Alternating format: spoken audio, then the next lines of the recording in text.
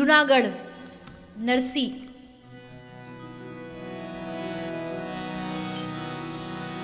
दर्शन दो घन श्याम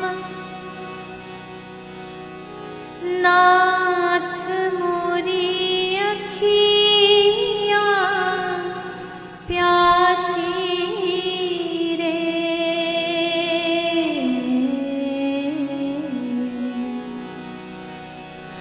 दर्शन दो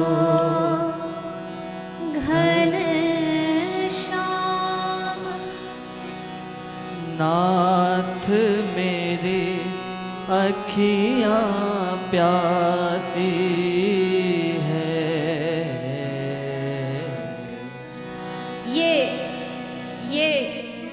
जैसे आजकल के ज़माने में टेलीफोन होता है, ये नरसी का भगवान को बुलाने का टेलीफोन नंबर था।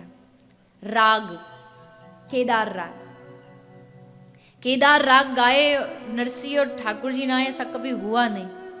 जब भी डायल करें, मतलब जब भी केदार गाए, ठाकुर जी तुरंत उपस्थित हो जाते।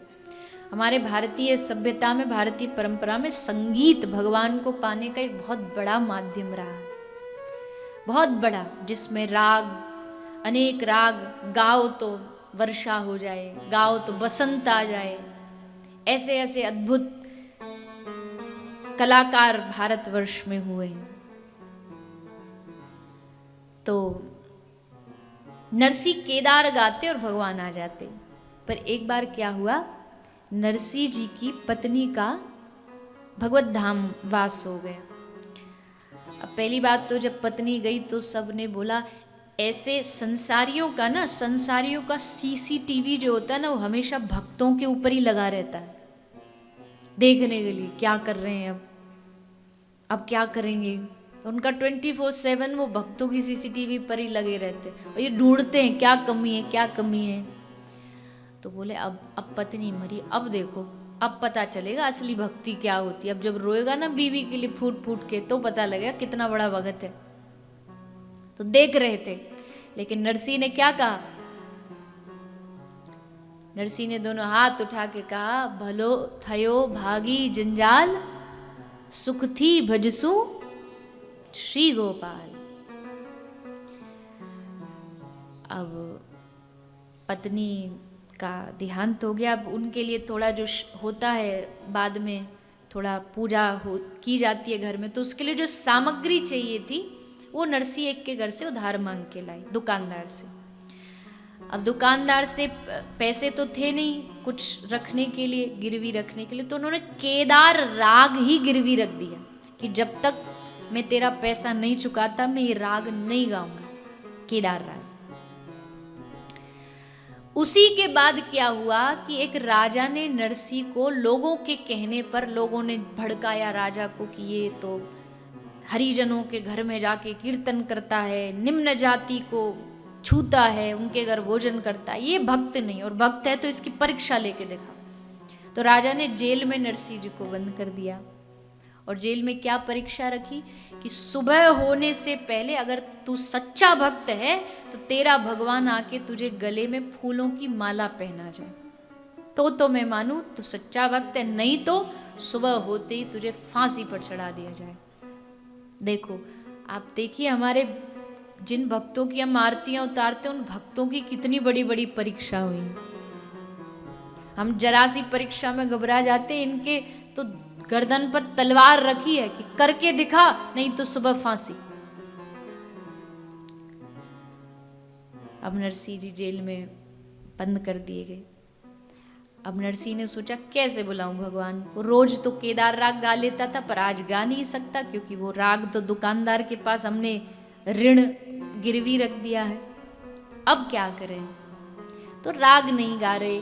नरसी ऐसे ही भगवान को पुकार रहे, हे दीन बंधो, हे कृपा सिंधो, हे करुणा सिंधो, हे भक्त वत्सल प्रभु, आ जाओ, हमारी इज्जत का सवाल है, आपकी इज्जत का सवाल है, आपकी आबरू का सवाल है, आपकी आबरू चली जाएगी, आपकी इज्जत चली जाएगी। खूब पुकारा भगवान को, 1 घंटा 2 घंटा 4 घंटे, पर नरसिंह को देखा कि इनका तो कोई मूड ही नहीं लग रहा आने का।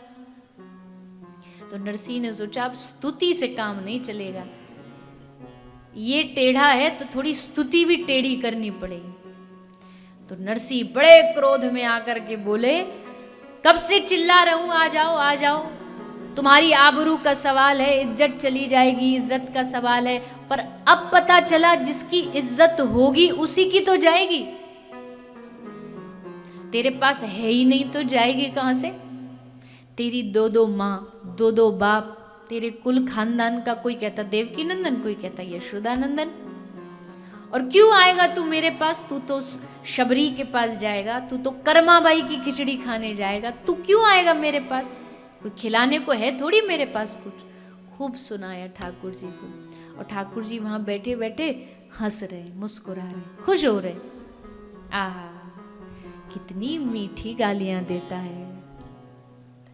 देवता बोले, प्रभु कैसा भक्त है ये आपका, बताओ गाली दे रहा है आपको, दुनिया स्तुति करती है गाली दे रहा है। ठाकुर जी कह रहे हैं देवताओं को, देवताओं सच बता रहा हूं, आज तक इसने हजारों बार केदार राग गाया, पर इतना मजा कभी इसके राग में नहीं आया जितना आज इसकी गालियों में आ रहा है।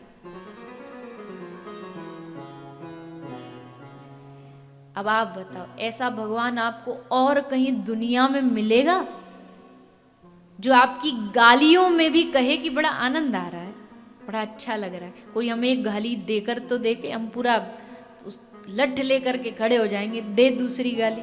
और ठाकुर जी कह रहे मुझे बड़ा आनंद आ रहा है। आह, कितनी मीठी गाली दे रहा है। गाली सुनते रहे ठाकुर जी।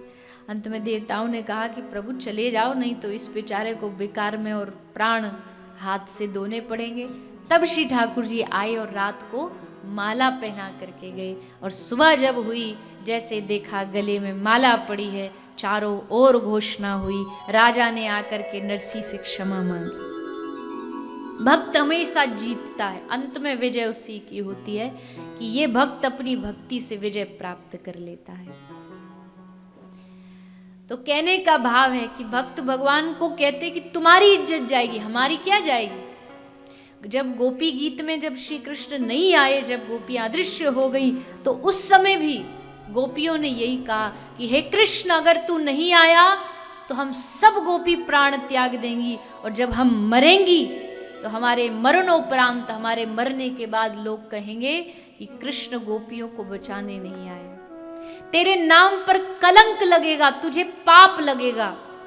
एक प्रेमी कह सकता है, जहां भगवत गीता में श्री कृष्ण कह रहे हैं कि मैं पुण्य और पाप से परे हूं, पर उस कृष्ण को गोपी कह रही है कि तुझे पाप लगेगा अगर तू हमारे समक्ष नहीं आया तो। ऐसे भक्त वत्सल भगवान, ये है समर्पण भाव। जब समर्पित भाव 100% जब भगवान के प्रति हो जाता है, 100%, तब भगवान फिर 100% हमें अपना बनाने के लिए तैयार हो जाते हैं।